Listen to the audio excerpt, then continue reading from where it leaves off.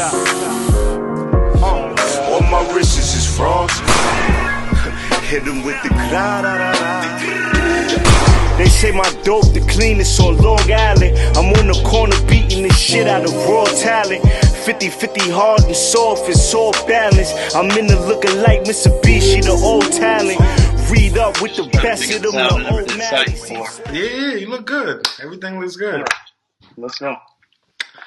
You already know what it is. It's your boy Nas God, Hip Hop is Real. We are here with none other than Lexx Luthor in the building. What's up, man? What's good? What's good with you, man? How you been? How you holding up? You know what I'm saying? Through these quarantine, corona era of times. No, I'm staying safe, playing close to home. Feels good to be back on the URL side of things. Okay. Definitely. You know, you've done a lot yourself as a battler in this game, as far as also opening up, you know, opportunities for other guys to, you know, show their talent. You've shown different levels of talent, kind of, you know, with your own league and everything, kind of bringing people together, different talents you probably wouldn't see, KOTD type dudes, URL dudes, or guys up and coming, and you kind of have tied it up for so many years, man. Right. What got you to that point, man? You know what I'm saying? To be able to get all of that done, actually. I mean, shit, really, well, I started on iBattle, right? Like, when I started battling, it was on a league called the Draft League, and it fell apart quickly after I started, right? Because it was more so of a tryouts for Grind Time, and Grind Time fell apart immediately when I started battling.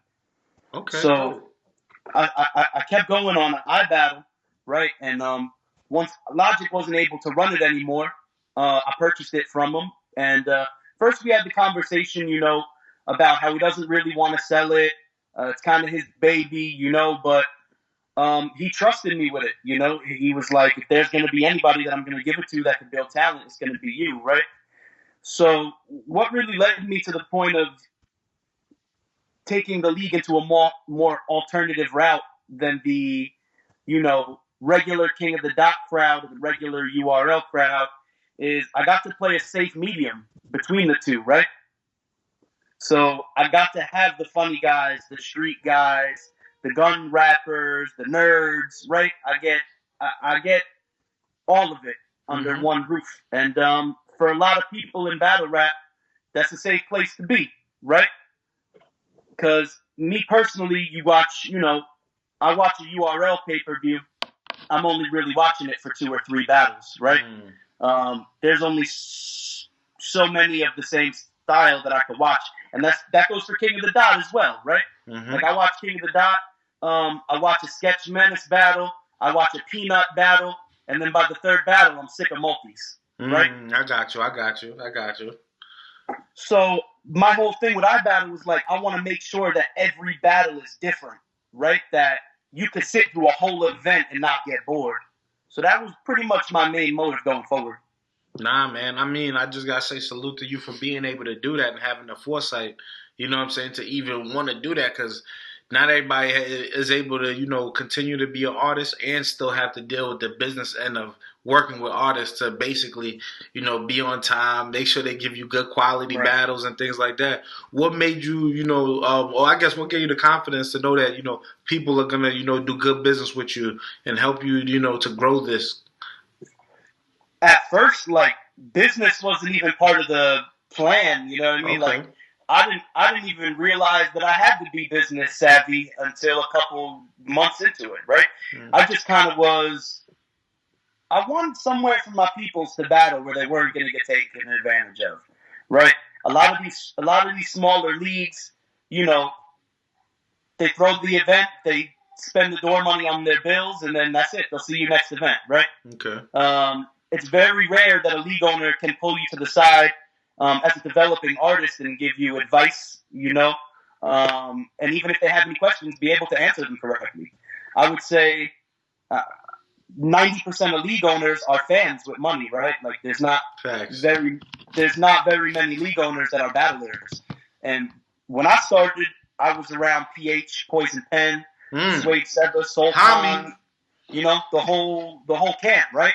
Even Sean Price, Immortal Technique. So it was like you can't be bad in front of them. And if you were, they were going to abuse you. You're going to get roasted, bro.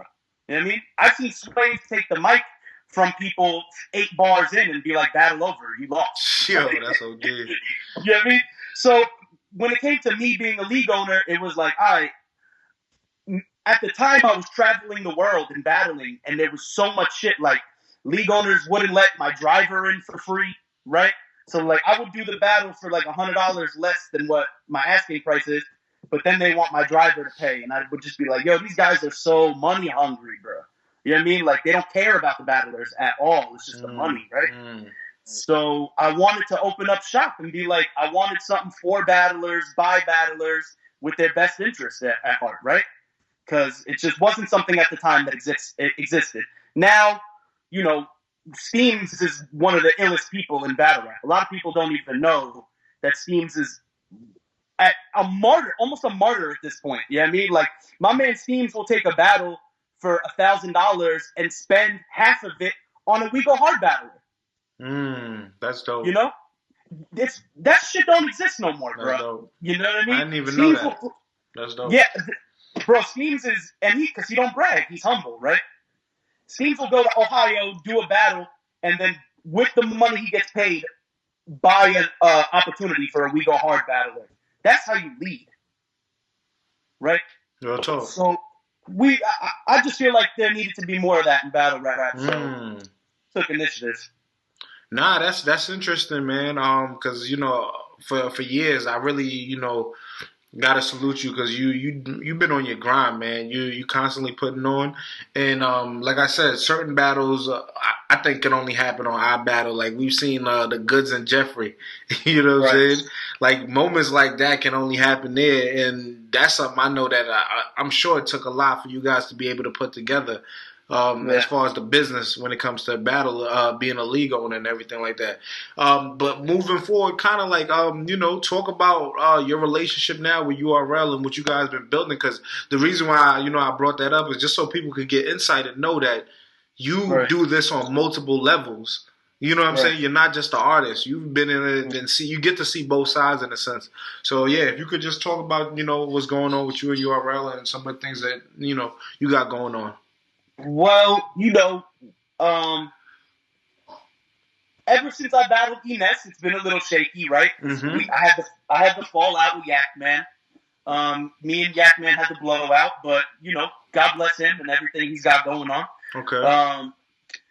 And it was a little shaky with me and URL after that because they were like, you know, I don't know, is this gonna fucking live wire? You know what I'm saying? Is he just gonna go off the second something goes wrong, right?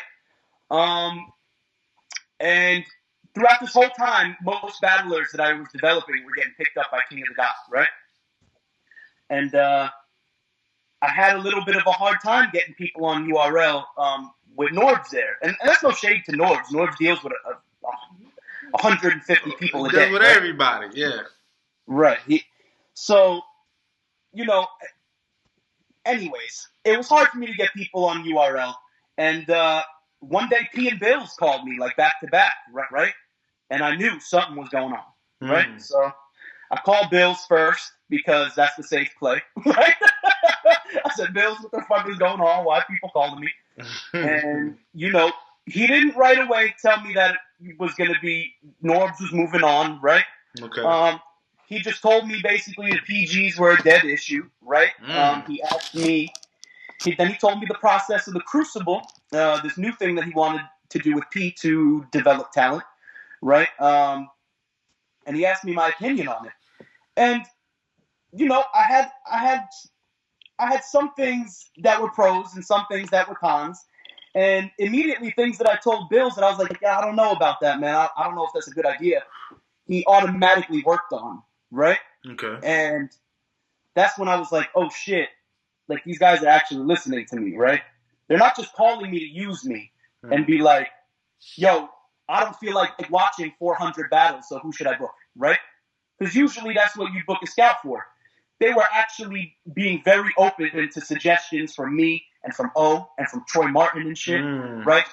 And it was a real team atmosphere, and they were like, yo, we want you to be a part of it. And I got real excited, man. And P was open to He goes, Lex, I know you know the alternative battlers, right? I know you know, not to say weirdos, but alternative, right? Mm-hmm. Not your regular battle rapper. I got you. And he was like, I want you to bring in some new faces for URL. The last person that came from my battle was Real Sick, right? And he loves it. That's the alternative he's looking for, wow. right? Yeah. So he broke down the Crucible process to me. I saw the other people that were involved, and I got real excited, man. And to be honest with you, Knowledge, it's one of the first times I feel like battle rap is in a really good place because it's rare to see like 12 to 15 people from all over the country working for the same goal rather than competing with each other, right? Dope. And not only that, it's for the rappers. It's like none of them. I go in the group chat every day, and none of them are talking about themselves, right? Mm-hmm. Everybody's like, yo, this battler's fire. He's from here. Yo, check this guy out. And from a battler's perspective, I could 100% say that all the MCs are in good hands with this new process that they have going on. Dope, man. And your role is basically scouting, right? Right. How has that process been? Because I know P said, certain scouts would get certain things for, I guess, choosing the best talent or you know what I'm saying? Or who's really working. As far as yourself, I know you're surrounded by talent. So what's been the process like for yourself? Man, like my picks go from all over the place. My picks go from no names with 300 views to people on TV, right? Okay. I got one of my picks has a platinum record. One of my picks is on reality TV. One's on Wildin' Out. One's over here, right? So my job pertains to making sure that not only am I supplying URL with new talent that the fans will be entertained by, but making sure that that talent is something different than what the other people are bringing to the table. I got right? you. And basically, it's like you got to scout like Troy Martin. Shout out to Troy Martin. That's my bro. That's that guy, right? That's you my know guy. what he's bringing to the table. His New York picks are going to be the best in We Go Hard, right? The best from Coliseum, the best from Bless the Mic, all those platforms like that, right? Yes, sir. My job is to bring the fucking guy that has one eye and lives on a boat in Wyoming. That's my job, right? But he can rap his ass off. Yeah, exactly, bro. Exactly. And not just that, he can rap his ass off unlike others. I need to make sure that he's not doing the, everybody raps like Twerk. Everybody raps like Tony Stark at his computer, right? He had his computer, he moving shit around, going like this, he typing. Headshot. Right? Everybody rap right. Everybody rap like Tony Stark or fucking Twerk, right? I need to make sure that I'm bringing in people that cannot be compared to anyone else. I got you. And I have done that very well. Oh, okay. You feel like you giving us a couple of new faces? Because I know my question is now is do you think this process will be easier or harder to get on URL? I would as say opposed to the PGs. You know what I'm saying? Right. I would say a little bit of both because it's like it's easier in the sense of there is a straight process on how it works. Okay, right? Okay. There's no like, yo, Norbs told me I'm going to be on Born Legacy, and he never called me again, so I don't really know what's going on, right? Okay. That's not a thing no more. Or like, somebody be like, oh, I battled twice on Survivor Series. One of them came out, one of them didn't. I don't really know where I'm at, right? Yeah. It was kind of confusing. Okay. Look at me, bro. I had one of my battles that was on We Go Hard uploaded to Smack. Then I battled Zigzag and Dre Dennis and then E-Nex. It didn't even make any sense, right? There was no method to the madness. Shit was just going down. So now there's a real blueprint to the process, and you can't really blame you not getting where you want to be on anybody else but yourself, right? Okay. So in my opinion, that's a good thing. I would say the bad thing is that the judges, right? Okay. The battlers are the judges, from what I'm understanding. The top tier, certain guys are judges, right? Right. Yeah. And it could go two ways. You can have you could be getting judged by someone that you emulate, right? You can have a guy that raps just like Twerk, and Twerk judging it, and Twerk being like, that guy's fire. You know what I mean? Because he raps just like him. Yeah, okay. You know what I mean? Or you can have somebody that just doesn't like that style. You can have somebody that's super woke, and then you got somebody that's ignorant, and they're just like, I don't like that. Right? That's not my type of style. So I would say that that's the only con, is the judges being, battle rap's just subjective. It's hard to really judge. But it does make sense. I feel like that battlers are the ones who, like, especially the ones who've been in it for a long time, because they could see it. But it seems like it's going to be a tight competition out of everybody that's coming from all these different cities and things like that. I guess, do you recruit for each city or just for one per episode? How does that go?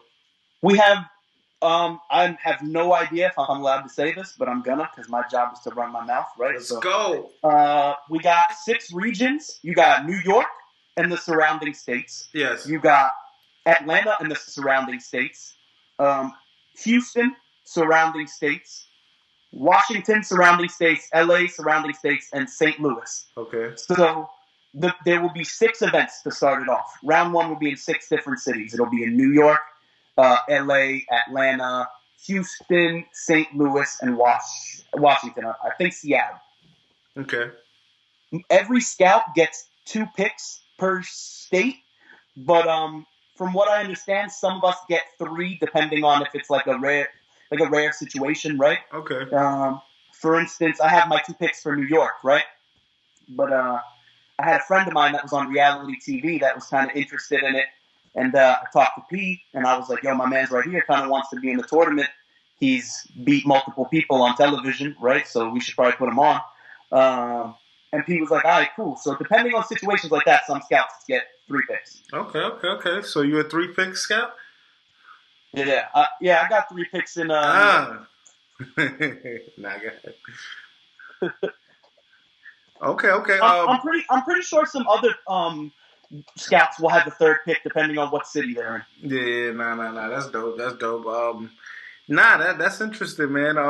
As far as how the competition is structured, I heard P kind of broke it down, and it's not really just about battling. It's really about showing talent.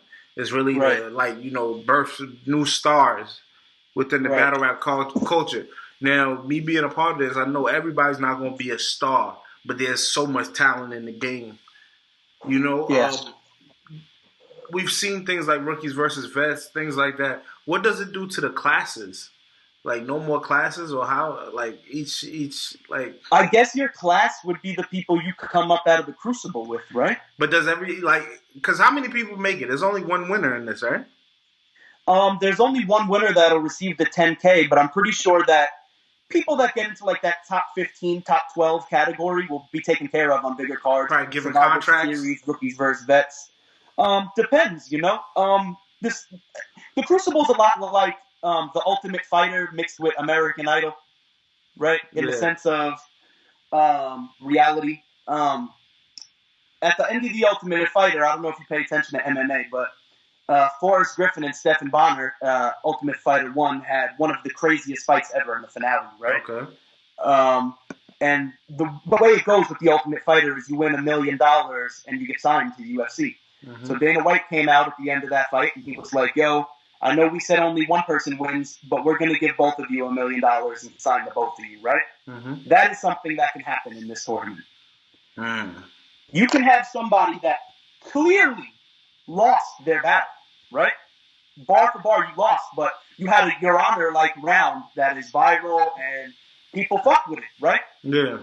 You have that marketability, star power, whatever you want to use to explain it, right? Okay. Those people will still be taken care of throughout this process. You might not win the whole thing. You might not win $10,000, but you'll be on URL if you show off on URL. Fire. Okay. So, just for the guys out there and those who, just know that, even though there's going to be one winner of that cash, but if you get up there, man, you could still win. So, win a slot of being on URL. Right. For yourself, man, I know we recently just kind of seen what happened with Norbs being released from URL and everything like that. And I wanted to ask you, was Norbs, I guess, a part of your journey into coming to URL? And what's your thoughts on, I guess the, separation between those two, URL and Norbs? I would say, yeah. I mean, like, sell out every trip, Playboy. All my favorite rappers are dead, so I draw my inspiration from the afterlife. I could give you half of my skills, you won't be half as nice. I risk it all for the hunt, I make the sacrifice. If you ain't got the bank or the bet, you need to pass the dice. So I'm shooting